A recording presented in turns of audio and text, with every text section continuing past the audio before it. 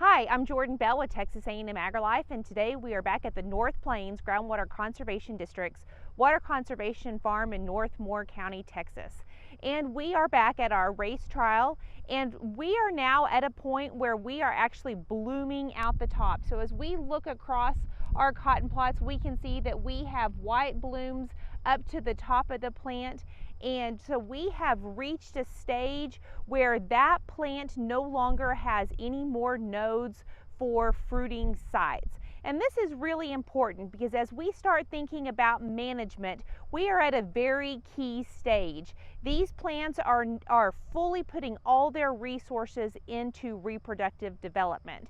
Now at this stage, we also see that we have potentially a lot of squares that are still on this plant that are not yet at a stage close to bloom.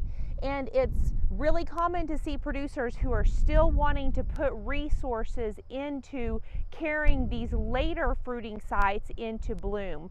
The last 2 years we have been tagging blooms at this field site so that we can determine the last effective bloom date for cotton in this part of the Texas High Plains.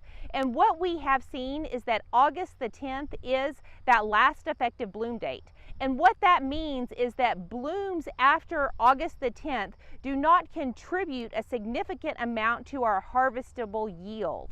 And so as we talk about these later squares that have yet to reach bloom, they are not going to contribute a significant amount to our harvested yield, just because they do not have the boll maturation period that our earlier blooms had. And the plant is naturally going to start shedding a lot of those later squares so that it can retain the earlier bolls and carry those through to harvest.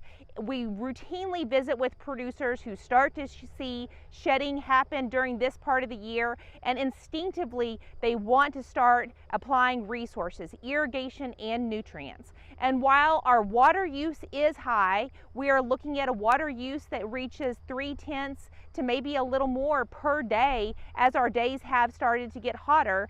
But we want to make sure that we are allowing that plant to naturally regulate. We want the plant to shift its resources to the bolls at this point, mature those bolls, and not continue to try and put on blooms and think it's going to maintain later fruit.